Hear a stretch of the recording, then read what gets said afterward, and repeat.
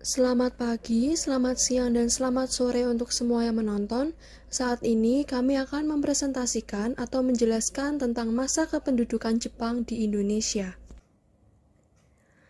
Kami berdua adalah Joyce Aprilia Darmawansyah, kelas 11 IPS 2 absen 14, dan Laurencia Ivana Putri Amanda, kelas 11 IPS 2 absen 15. Pertama-tama, kami akan menjelaskan terlebih dahulu tentang restorasi Meiji. Restorasi Meiji, revolusi Meiji atau pembaruan Meiji adalah serangkaian kejadian yang berpuncak pada pengembalian kekuasaan di Jepang kepada kaisar pada tahun 1868. Aliansi ini dicetuskan oleh Sakamoto Ryoma dengan tujuan melawan Kesugunan Tokugawa dan mengembalikan kekuasaan kepada kaisar.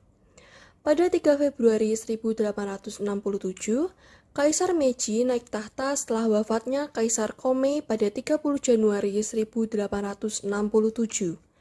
Semasa restorasi Meiji, feodalisme Jepang secara perlahan-lahan digantikan oleh ekonomi pasar dan menjadikan Jepang sebagai negara yang dipengaruhi negara-negara barat hingga kini. Restorasi ini diakibatkan oleh perjanjian Shimoda dan perjanjian Thousand Harris yang dilakukan oleh Commodore Matthew Perry dari Amerika Serikat. Semua tanah feodal milik Kesugunan Tokugawa disita dan dialihkan di bawah kendali kekaisaran pada tahun 1869, yaitu Daimyo Domain Tosa, Domain Heisen, Domain Satsuma, dan Domain Chosu yang telah berjasa melawan kekuasaan Kesugunan. Dengan adanya penghapusan wilayah domain, maka untuk pertama kalinya tercipta pemerintah Jepang yang terpusat dan berkuasa di semua wilayah negeri. Nah, restorasi Meiji ini diselesaikan dengan perjanjian Shimoda. Perjanjian Shimoda ini ditandatangani pada tanggal 7 Februari 1855, tidak lama setelah penandatanganan Konvensi Kanagawa oleh Jepang dan Amerika Serikat yang mengakhiri isolasi Jepang selama 220 tahun. Perjanjian Shimoda membuka pelabuhan Nagasaki, Shimoda, dan Hakodate untuk kapal-kapal Rusia.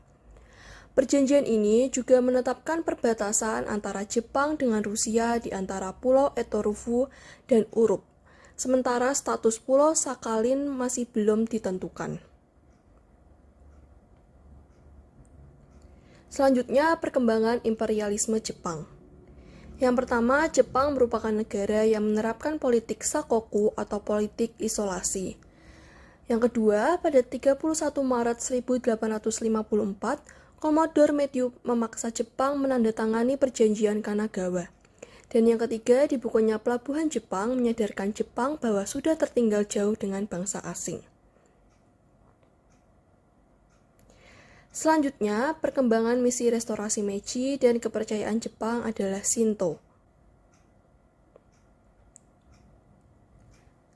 Nah, sekarang kami akan membahas tentang usaha Jepang memperluas imperiumnya. Yang pertama itu ada Perang Sino dan Jepang pada tahun 1894 sampai 1895. Yang kedua ada Perang Rusia dan Jepang tahun 1904 sampai 1905. Lalu ada Jepang menginvasi wilayah jajahan Prancis pada tahun 1941 dan Jepang membentuk fakta triparti bersama Jerman dan Italia tahun 1940. Nah, Jepang itu menganggap Amerika Serikat sebagai ancaman mencapai cita-cita. Maka dengan itu, Jepang pun menyerang Pearl Harbor. Perubahan di berbagai bidang masa restorasi Meiji. Bidang militer. Yang pertama, melaksanakan wajib militer untuk laki-laki berusia 21 selama 4 tahun. Kedua, membentuk tentara nasional. Ketiga, memberi berbagai perlengkapan senjata dari bangsa barat. Bidang sosial. Pertama, menghapus 4 kelas dalam sistem kemasyarakatan Jepang: bijaksanawan, petani, seniman, dan pedagang. Yang kedua, menghapus sistem feodalisme dan menggantikannya dengan sistem pemerintahan pusat. Bidang ekonomi. Yang pertama, membangun pabrik industri, terutama hasil pengolahan sumber daya alam Jepang. Kedua, membangun sarana transportasi dan komunikasi. Ketiga, membangun pelabuhan Jepang secara modern. Keempat, mendirikan bank-bank untuk pinjaman modal. Bidang hukum. Mengubah sistem hukum dan konstitusinya mengikuti model hukum dan konstitusi barat. Bidang pendidikan. Yang pertama, melaksanakan wajib belajar 6-14 tahun. Kedua, memberikan beasiswa bagi pelajar Jepang yang belajar ke negara barat. Kedua, menerjemahkan banyak buku ilmu pengetahuan dari barat ke dalam bahasa Jepang. Yang keempat, mendatangkan guru dan konsultan pendidikan dari barat. Selanjutnya, pada akhir tahun 1941, Jepang menyerang pangkalan Angkatan Laut Amerika Serikat terbesar di Asia Pasifik, yaitu Pearl Harbor, sebagai awal berkobarnya Perang Asia Timur Raya melawan Sekutu. Maka, dengan jatuhnya Pearl Harbor, jalan mulus bagi Jepang untuk menguasai daerah-daerah di Asia. Demikian pula di Indonesia tidak luput dari pandangan Jepang. Dalam waktu singkat, Jepang dapat memaksa Abdacom. Lalu ada awal pendudukan Jepang di Indonesia.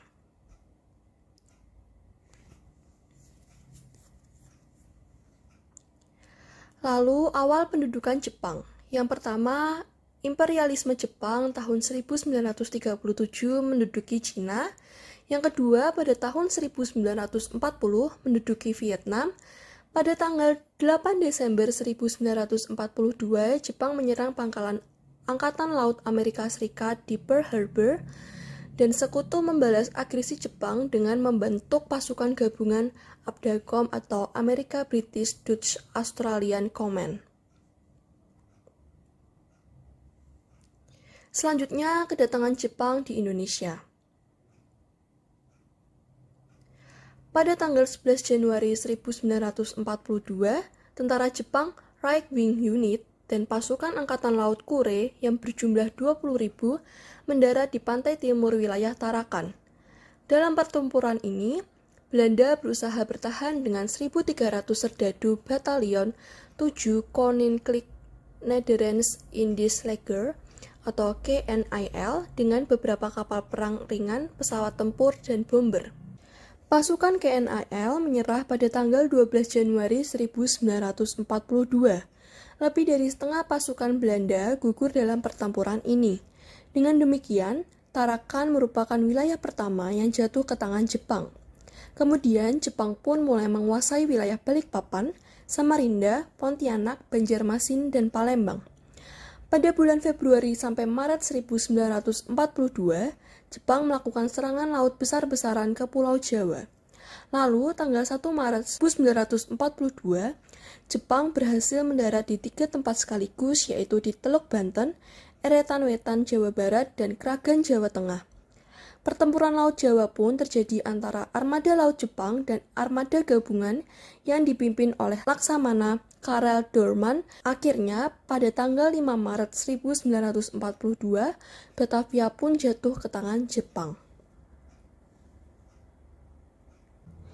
Selanjutnya, penyerahan Indonesia atas Belanda kepada Jepang. Pada tanggal 8 Maret 1942, Panglima Tentara Hindia Belanda, Letjen H. Thorburton, menandatangani piagam penyerahan tanpa syarat di Kalijati kepada Angkatan Perang Jepang di bawah pimpinan Letjen Hitoshi Imamura. Sejak saat itu, dengan resmi Indonesia berada di bawah kekuasaan bala tentara Jepang dan Belanda telah kehilangan haknya atas Indonesia. Nah, isi dari perjanjian Kalijati adalah yang pertama, Belanda menyerahkan wilayah Indonesia seluruhnya kepada Jepang tanpa syarat. Yang kedua, Jepang akan membentuk pemerintahan militer di Indonesia. Adapun pemerintahan militer yang dibentuk Jepang dibagi dalam 3 wilayah, yaitu pemerintahan tentara 16 Angkatan Darat, wilayah di Jawa dan Madura dengan pusat di Jakarta. Yang kedua, pemerintah tentara 25 Angkatan Darat, wilayah di Sumatera, pusat di Bukit Tinggi. Dan yang ketiga, pemerintah armada Angkatan Laut, wilayah Kalimantan, Sulawesi, Nusa Tenggara, Papua, dan Maluku, dengan pusat di Makassar. Tujuan Jepang menyerang dan menduduki Hindia Belanda adalah untuk menguasai sumber daya alam dan minyak bumi. Selanjutnya, faktor Jepang mudah diterima bangsa Indonesia. Yang pertama, menyerahnya Belanda kepada Jepang. Yang kedua, Jepang berjanji akan memberikan kemerdekaan. Yang ketiga, Jepang bersikap simpatik terhadap aktivis yang ditahan Belanda masa pergerakan nasional. Yang keempat, Jepang menjanjikan kemudahan, yaitu lagu Indonesia Raya, bendera berkibar, dan penggunaan bahasa Indonesia. Lalu, diperbolehkan untuk melakukan ibadah sesuai dengan keyakinan. Latar belakang pendudukan Jepang di Indonesia. Restorasi Meiji yaitu program pembaharuan pemerintahan Jepang. Keinginan Jepang menguasai Asia. Jepang ingin menjadi negara industri. Jepang anti terhadap imperialisme barat. Selanjutnya adalah politik penindasan dan pemerasan. Tindakan penindasan dan pemerasan yang dilakukan adalah: yang pertama, para petani dipaksa untuk menyerahkan sebagian besar padi dan ternaknya. Yang kedua, pada hari-hari tertentu, rakyat diperintahkan menanam tanaman tertentu. Yang ketiga, rakyat yang memiliki perhiasan diserahkan kepada Jepang. Dan yang keempat, rakyat tenaganya diperas melalui Romusa. Selanjutnya, dampak pendudukan Jepang di berbagai bidang. Yang pertama adalah terbentuknya 3 wilayah kemiliteran pada masa Jepang. Yang pertama, pembentukan Angkatan Darat atau Rikugun, membawahi Jawa dan Madura dengan Batavia sebagai pusat dan dikenal dengan Tentara ke-16 dipimpin oleh Hitoshi Imamura.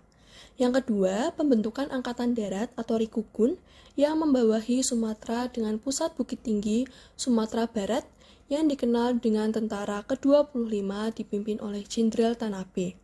Yang ketiga, pembentukan Angkatan Laut atau Kaigun yang membawahi Kalimantan, Sulawesi, Nusa Tenggara, Maluku, dan Irian dengan pusatnya Ujung Pandang, Makassar yang dikenal dengan Armada Selatan kedua dengan nama Minseifu dipimpin Laksamana Maeda.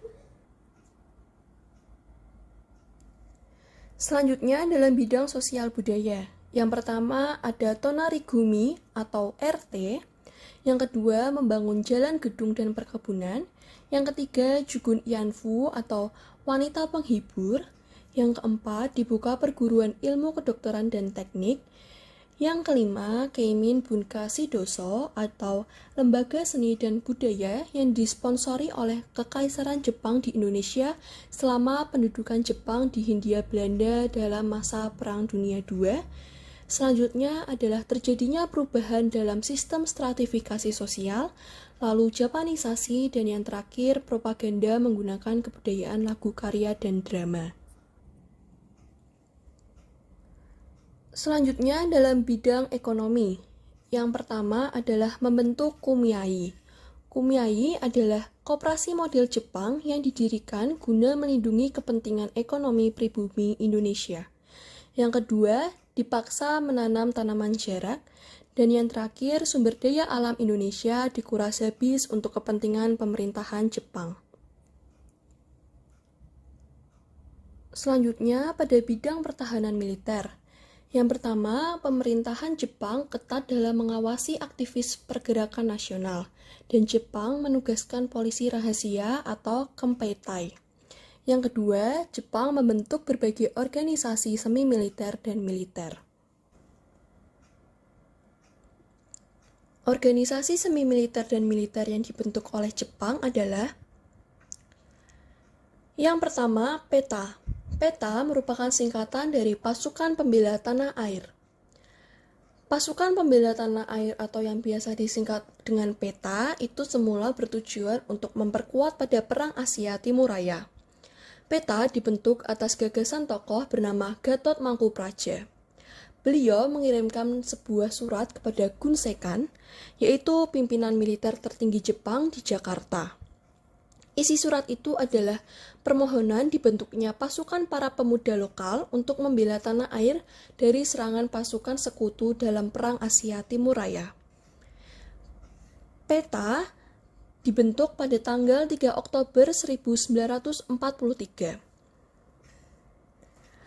Hasil dari bentukan PETA menghasilkan 66 batalion atau pasukan di Jawa, 3 batalion di Bali, dan 20.000 batalion di Bogor. PETA dibubarkan pada tanggal 19 Agustus 1945 usai Jepang kalah melawan sekutu dalam Perang Dunia Kedua. Dalam PETA, pemerintah Jepang membagi beberapa tingkatan, yakni yang pertama Daidanko adalah pasukan PETA yang paling tinggi, yakni batalion. Yang kedua Kudanko adalah merupakan pimpinan kompi. Yang ketiga, Sudanko adalah prajurit dari masyarakat yang pernah sekolah pada tingkat menengah pertama. Yang keempat, Budanko adalah anggota yang pernah mengenyam bangku pendidikan sekolah dasar. Dan yang terakhir, Gyuhei adalah kelompok anggota PETA yang belum bersekolah. Selanjutnya adalah Gyugun. Pada mulanya, Gyugun digunakan untuk mendidik penduduk Indonesia dalam menghadapi tentara sekutu pada masa Perang Dunia Kedua. Namun, umumnya mereka yang telah mendapat pendidikan di Gyugun menggunakan ilmu mereka untuk menghadapi Belanda dalam Perang Pasca Kemerdekaan. Nah, Gyugun ini didirikan pada 3 Oktober 1943, dipimpin oleh Chatib Sulaiman. Gyugun merupakan satu-satunya satuan ketentaraan yang dibentuk Jepang di Sumatera Barat. Selanjutnya, pada tanggal 20 Agustus 1945, pasukan Gyugun di Pagaralam dibubarkan dan mereka pulang ke kampung halaman masing-masing. Organisasi selanjutnya adalah Senendan. Senendan adalah organisasi barisan pemuda. Senendan didirikan pada 9 Maret 1943 dengan tujuan mendidik dan melatih para pemuda agar dapat menjaga dan mempertahankan tanah airnya dengan kekuatan sendiri, lalu agar Jepang memiliki kekuatan cadangan untuk menghadapi sekutu dalam Perang Pasifik. Anggota Senendan itu adalah pemuda Indonesia yang berumur 14-22 tahun. Nah, organisasi ini bercorak militer dan semi-militer. Organisasi ini di bawah kepemimpinan Gunsekan. Secara resmi disebutkan bahwa pembentukan ini bertujuan untuk mendidik dan melatih para pemuda agar dapat menjaga dan mempertahankan tanah airnya dengan kekuatan sendiri. Tetapi di balik itu ada maksud yang disembunyikan. Itu adalah agar dengan demikian Jepang memperoleh tenaga cadangan untuk memperkuat usaha mencapai kemenangan akhir dalam perang saat itu, yaitu perang terhadap sekutu. Pada akhirnya, Senendan dibubarkan pada tahun 1943. Selanjutnya ada Kebondan. Kebondan dibentuk pada tanggal 29 April 1943. Bersama dengan Senendan yang dipimpin oleh Gunsekan.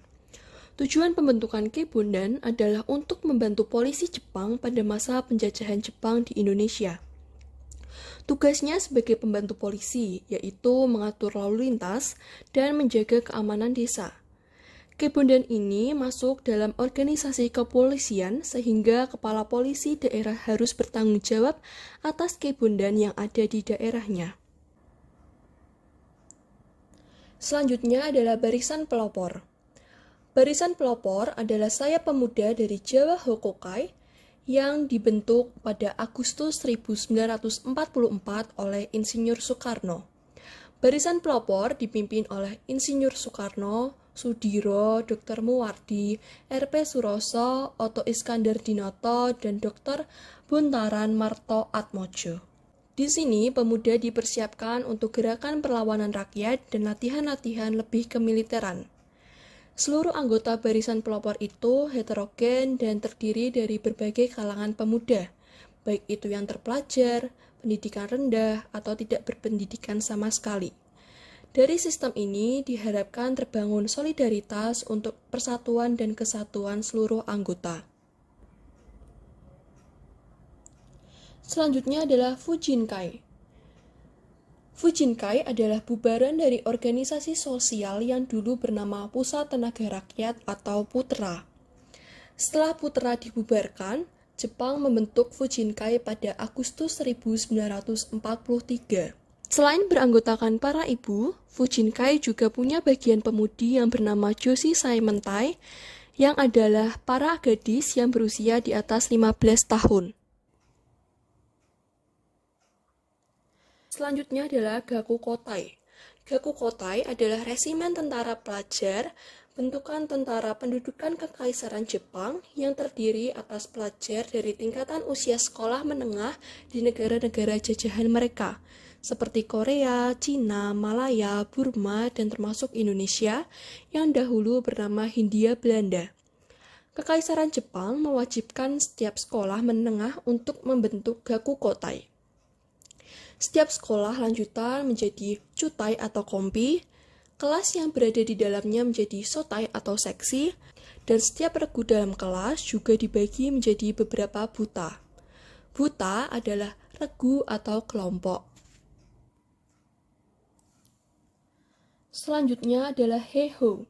Heiho adalah pasukan yang dibentuk berdasarkan instruksi Markas Besar Kekaisaran Jepang, bagian Angkatan Darat pada tanggal 2 September 1942 dan mulai merekrut anggota pada 22 April 1943. Para pemuda yang terpilih dijanjikan menjadi anggota Angkatan Darat dan Angkatan Laut Kekaisaran Jepang. Selanjutnya adalah Hizbullah.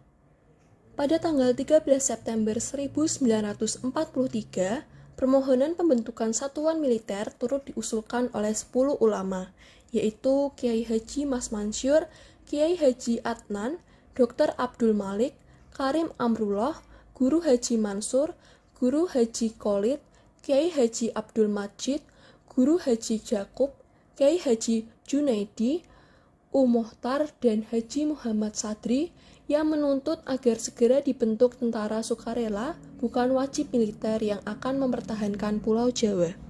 Aktivis Hizbullah sebagai pasukan independen selesai ketika pada tanggal 3 Juni 1947.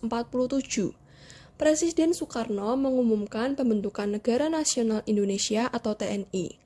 Pembentukan TNI dilakukan dengan menggabungkan kekuatan militer formal Tentara Republik Indonesia atau TRI dengan laskar-laskar rakyat termasuk Hizbullah.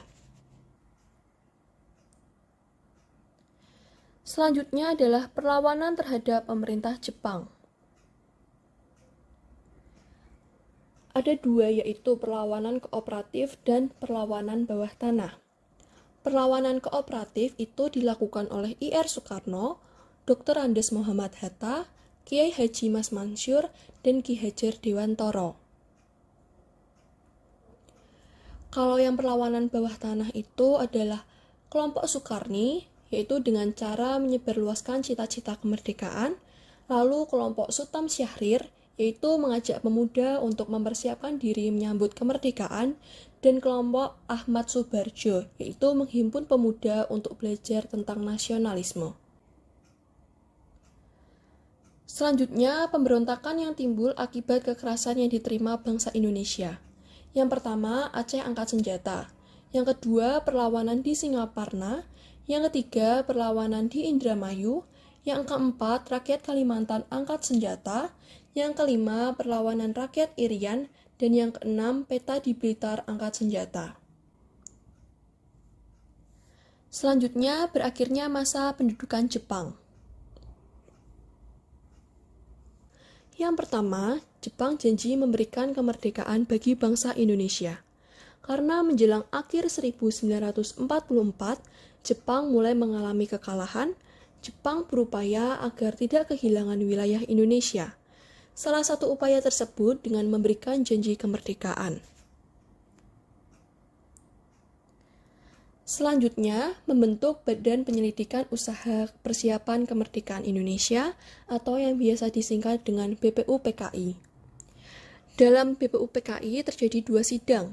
Sidang yang pertama itu Pada tanggal 29 Mei 1945, Muhammad Yamin berpidato mengemukakan gagasan mengenai rumusan 5 asas dasar negara Republik Indonesia, yakni 1. Peri kebangsaan, 2. Peri kemanusiaan, 3. Peri ketuhanan, 4. Peri kerakyatan, dan 5. Kesejahteraan rakyat. Pada tanggal 31 Mei 1945, Dr. Supomo berpidato mengemukakan gagasan mengenai rumusan 5 prinsip dasar negara Republik Indonesia, yang beliau namakan Dasar Negara Indonesia Merdeka, yaitu yang pertama persatuan, kedua kekeluargaan, 3. keseimbangan lahir batin, 4. musyawarah, dan 5. keadilan sosial. Pada tanggal 1 Juni 1945, I.R. Soekarno berpidato mengemukakan gagasan mengenai rumusan 5 sila dasar negara Republik Indonesia yang beliau namakan Pancasila, yaitu 1. Kebangsaan Indonesia, 2. Internasionalisme dan peri kemanusiaan, 3. Mufakat dan demokrasi, 4. Kesejahteraan sosial, dan 5. Ketuhanan yang Maha Esa. Lalu usulan ini kemudian diringkas menjadi trisila yang terdiri dari nasionalisme, sosial, demokrasi, dan diringkas lagi menjadi ekasila dan gotong royong. Selanjutnya, pembentukan Panitia 9. Sampai akhir dari masa persidangan BPUPKI yang pertama, masih belum ditemukan titik temu kesepakatan dalam perumusan dasar negara Republik Indonesia yang benar-benar tepat, sehingga dibentuklah Panitia 9 guna menggodok berbagai masukan dari konsep-konsep sebelumnya yang telah dikemukakan oleh para anggota BPUPKI. Setelah itu, sebagai Ketua Panitia 9, Insinyur Soekarno melaporkan hasil kerja panitia kecil yang dipimpinnya kepada anggota BPUPKI berupa dokumen rancangan asas dan tujuan Indonesia Merdeka yang disebut dengan Piagam Jakarta. Menurut dokumen tersebut, dasar negara Republik Indonesia adalah sebagai berikut. Yang pertama, ketuhanan dengan kewajiban menjalankan syariat Islam bagi pemeluk-pemeluknya. Yang kedua, kemanusiaan yang adil dan beradab. Yang ketiga, persatuan Indonesia. Yang keempat, kerakyatan yang dipimpin oleh hikmat kebijaksanaan dalam permusyawaratan perwakilan. Dan yang kelima, keadilan sosial bagi seluruh rakyat Indonesia. Selanjutnya, sidang kedua BPUPKI.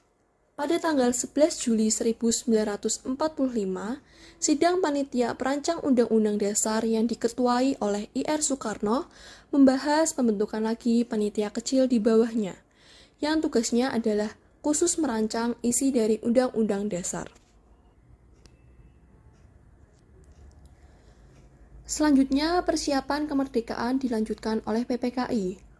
Pada tanggal 7 Agustus 1945, BPUPKI dibubarkan dan digantikan dengan PPKI atau Dokuritsu Junbi Linkai.